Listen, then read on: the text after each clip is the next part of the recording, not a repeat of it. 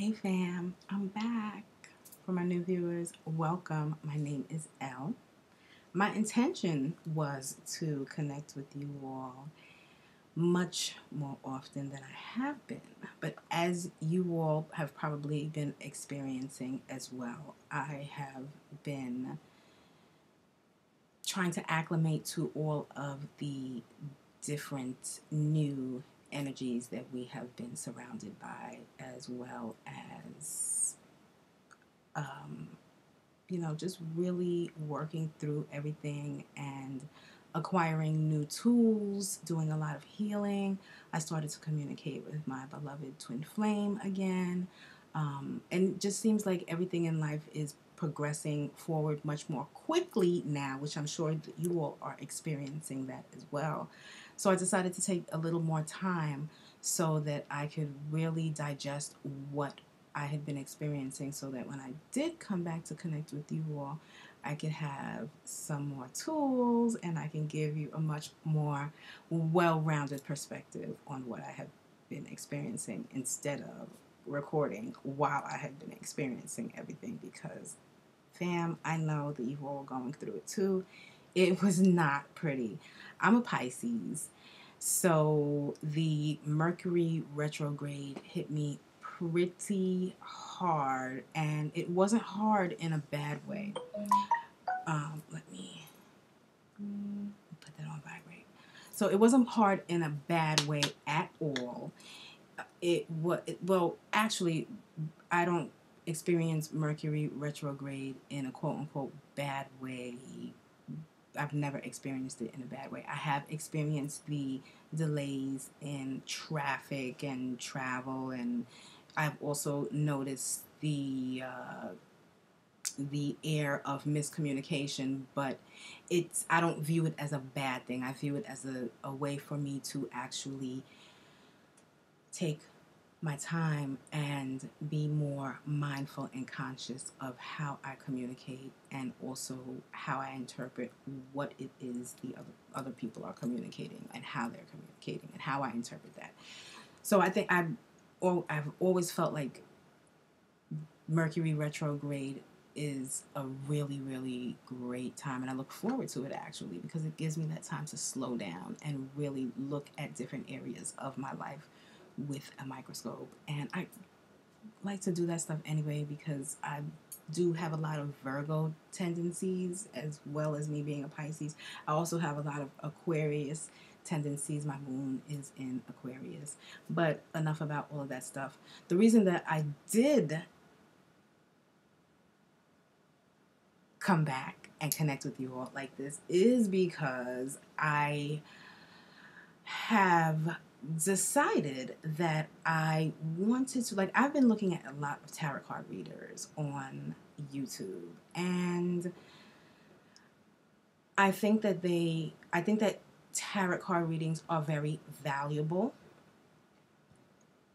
and I have resonated with quite a few of the readings that I have listened to. I haven't resonated with some of them, but that doesn't necessarily mean that the individual that is providing the service is not connected. That just means that it's a general reading. So it's not going to resonate with everyone. Everyone is not going to see how parts, if not all, of the reading does not apply to their life at that time.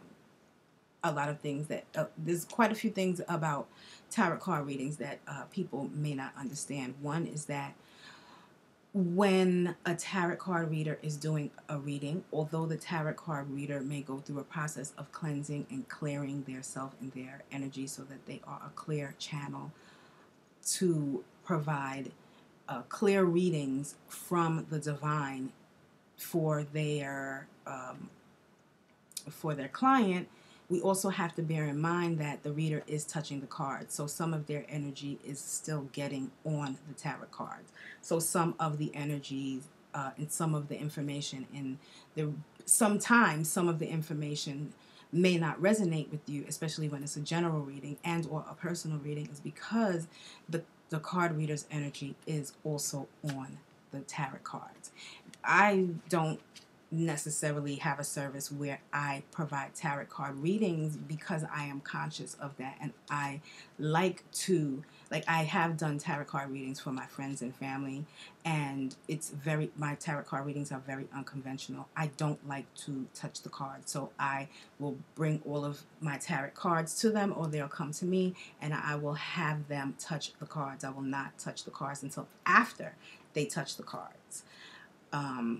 Which is they're like, well, this is something that I haven't seen, and I'm like, well, I prefer it this way, and I explain to them why I prefer it that way.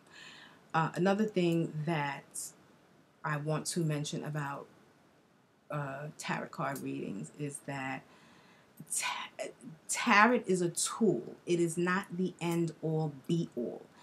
Tarot is a tool that people use with regards to divination, and tarot provides one or a few different of many possible scenarios and or outcomes for the situation in question for the person who the tarot card reading is for. With that being said, it is important to understand that tarot card reading is not a prediction of the future. It will provide you with one or a few possible outcomes. What you put your energy on and focus on will be the outcome that you experience. That is something that I feel is very important for everyone to understand about tarot card readings. If a tarot card, and that's why readers say if it doesn't resonate with you, throw it to the wayside. If it does resonate with you, keep it, because most of the times when it resonates with you, it's either something that you are experiencing that is good, or something that makes you feel happy or adds positivity or value to your life, or it's something that you're experiencing that is taking away the positivity in your life and making you feel anything other than happy and bliss. And normally when we experience, when we see a tarot card reading and we're like, oh my goodness, this is happening to me, then we attach ourselves to everything else that is in the reading, and we make it valid for us. We need to remember that tarot card readings are providing us with one or a couple of different possible scenarios for an outcome and or an experience. You don't have to experience it if you don't want to. You don't have to experience it if you don't attach your emotions to it, and if you don't make it a part of the story of your life. The third thing that I wanted to share about tarot card readings is that, being that they're general readings, the card reader is not necessarily picking up on one person's energy in particular. So it's a general reading, so they will most likely try to tap into universal consciousness so that they could provide the messages that they receive from the universal consciousness with regards to whatever type of reading they're providing. So that may be another reason that the tarot card reading does not necessarily resonate with you on any level, or it might resonate with you on small levels or larger levels, depending on where it is that the tarot card reader is on their journey, where it is that you are on your journey, what you're experiencing, what you're open to, what you believe. There's a lot of different pieces and parts of the puzzle that can contribute to you resonating and not resonating with the tarot card reading. So, with that being said, let me tell you that I want to provide tarot card reading. No. No, seriously. But yeah, with that being said, I noticed that when I was watching tarot card readings, the majority of the readings were about love and money. Love, money, career, family. And we all have those things and or want those things, or are working towards getting them or have them and are working to maintain and sustain them. And a lot of times when I was watching tarot card readings, I was like, yes, this stuff pertains to me. Yes, yes, yes, yes, yes. But what do I do? Like, what is it? What can I do to work towards this beautiful possibility? Or what can I do to work towards a different beautiful possibility that I have a vision of? Or if something is resonating with me that is painful, what can I do to take this pain away and prevent whatever else is being said if it's something that I don't like, or work towards it if it's something that is, makes me feel good. And it dawned on me that some readers will provide you with information, but the majority of the issues that or challenges that we face within our life, whether it be health, finance, romance, family, any and all aspects that you can think of, deal with blockages. What is being blocked? What chakra or what energy are we not aligned with? What do we need to balance with regards to energy within our life and our energy centers? Because our energy centers, which are known as chakras, if you study Kemetic sciences, they're known as Aritu.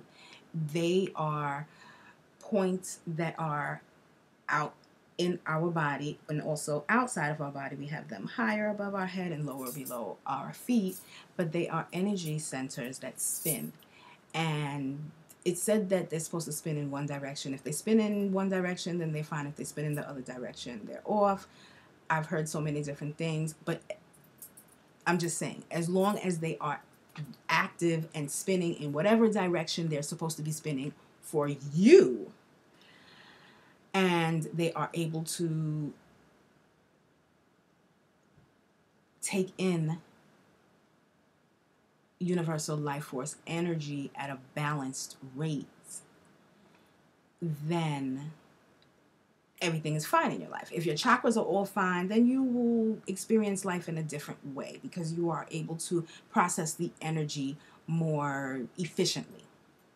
If your chakras are out of balance and your heart chakra has a block, but your root chakra and your solar plexus and your sacral chakra are all fine, then the energy is only coming up to your heart chakra, and there'll be also a block in your throat, your third eye, and your crown chakra because the energy is not coming up there and it is not going down into your other chakras. You might even have a blockage in your other chakras as well if you think about it. But anyway, what I'm saying is the energy is not flowing. It's being stopped, or it might be flowing, but when it gets to the chakra that is blocked, what's happening is it's not flowing as full as it normally does for the other chakras. So that blockage in your chakra will come up as a physical issue. It'll come up as a challenge at work. It'll come up as a challenge with you spending and or saving money. It may come up as a challenge with you feeling comfortable around your coworkers. It could come up as issues in any and all areas of your life, depending on which one of your chakras have a block or which one of your chakras are not functioning at the maximum capacity that they were meant to function. So when I thought about this, I said to myself, okay, Elle, you know about chakras, you have chakra tarot cards. Why don't you incorporate the two and do weekly, universal, and specific to zodiac sign blockage chakra readings, and also add a Reiki healing along with it? And why I decided to do the Reiki healing is because energy healing, time and space, it does not stop it or weaken its power. So I thought, along with providing the information on what you can do to work with the chakra for the week that you may be experiencing a challenge with, or a blockage, or whatever the issue may be with whatever the chakra is, or whatever issue in your life that correlates with the chakra, I also thought to myself, it would also be beneficial to offer Reiki healing for this chakra as well.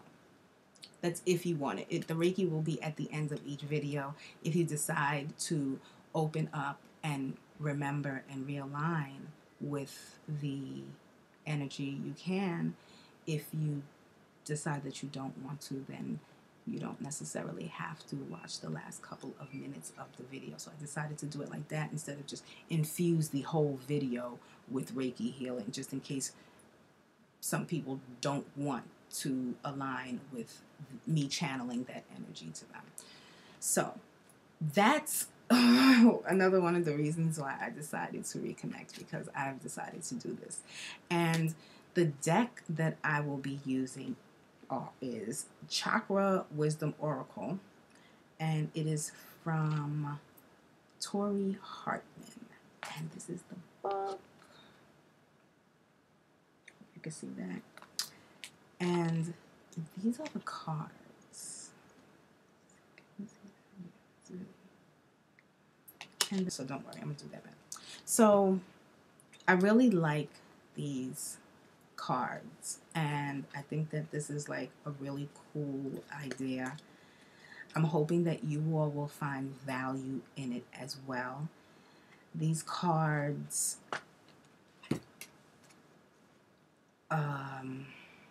there are cards that correlate with every chakra, and then there's also a set of cards that correlate with, they're called neutral cards. And the neutral cards are asking you to embrace universal consciousness. So all of the colored chakra cards ask you to embrace something dealing with that specific chakra that's associated with that color. And then the gray cards deal with universal consciousness. So I'll be shuffling in front of you. And it's only one card that will be used. We're not going to do all of that long, big stuff. If you want all of that long, big stuff, then reach out to me, and I'm more than happy to provide that service for you. But I want this to be something that is quick, something that is easy, something that gives you different explanations as to what you may be experiencing in your life and how it deals with the card that popped out, and some tools on how you can work with your chakra that week, as well as the quick Reiki healing at the end. So I'm hoping that each video will not be more than maybe 13 minutes the most. Yeah, because I want it to be something that's really, really quick, a resource that you could use and look back on during the course of the week, and not something that's like, oh my goodness, this is 2 freaking hours just to get 2 seconds of information. This is way too much. I don't want it to be like that. I want it to be very, very quick, basic, and to the point. Something that is going to catch your attention and keep your attention if it resonates with you.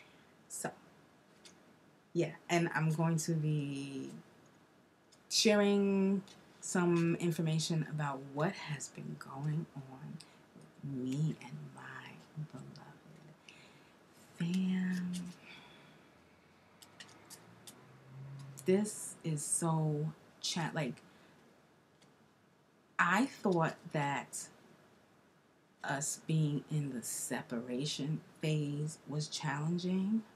Oh my, I don't even know what to call what we're experiencing or what phase this is that we are in. But this right here is, oh my goodness, this is so super challenging. This is, yeah, I'm going to have to come back and talk to you all about it. It's challenging, but it's very rewarding as well. I've gotten to the point, and my beloved has gotten to the point whereby we speak to each other every day. We see each other all of the time. He's going through what he's going through. I'm going through what I'm going through. We're going through what we're going through. We're trying to understand what's going on. But the great thing about it is that we have decided that no matter what, we are going to be open, honest, loving, compassionate with each other and communicate with each other no matter what about anything and everything. And that right there is the most important part of everything. Being able to just be raw with whatever it is that I'm feeling and or experiencing and or thinking or whatever message or whatever the case. I mean, that is so, it makes me feel free, you know, and I think that that is very important. There are a lot of things that I have been picking up as a divine feminine, and I plan on also making some videos and connecting with the divine feminines on a different type of level, because yeah, I think that we really need to stick together so that we can have a better understanding of what is going on in this energetic connection. And I also want to make some videos that are more geared towards the masculines, because I think that there are some things that need to be said to them from the divine feminines, those divine feminines who are like, I'm sick of this shit, I'm done with you, I'm sick of the going back and forth, to the, oh my God, I love you, why won't you be with me, what's going on, don't you understand, don't you feel this, what, like, I'm going to give you the whole range of what it is that we go through so that you can have a better understanding of it as well, so that you could understand why we behave the way that we behave. Because I feel like there shouldn't be any secrets right now. And I'm not saying that everybody's going to experience the things that I've experienced or experience the things that I share, but I want to share them with you because I'm pretty sure that somebody is going to be like, I've experienced something like that, or even if it's like, yeah, I thought that, or yeah, he said that, or yeah, this, are you living my life too, L? Whatever the case is, I know that if we believe that we are twin flames, then we need to share the information that we have with each other and with the rest of the world, because basically one of the reasons that we've decided to come here is so that everybody can experience this type of energetic connection. I know that might be something that some of you might not want to hear, but it's the truth. So it's going to be quite interesting, but it's all about love. It's going to be really fun and all about love. So, oh, and today is the new moon in Aries, so happy birthday, Aries. I know you all feel like you need to be doing something, or you might feel like there's an urgency in the air for you to move or say something or do something, or you just automatically feel something out of nowhere.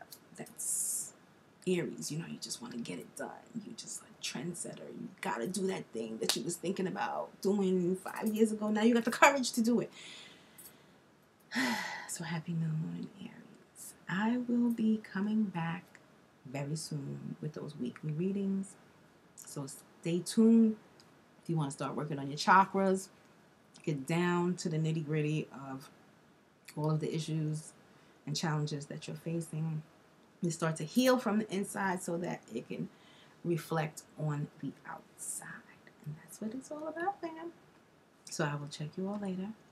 Enjoy the new moon. Love you.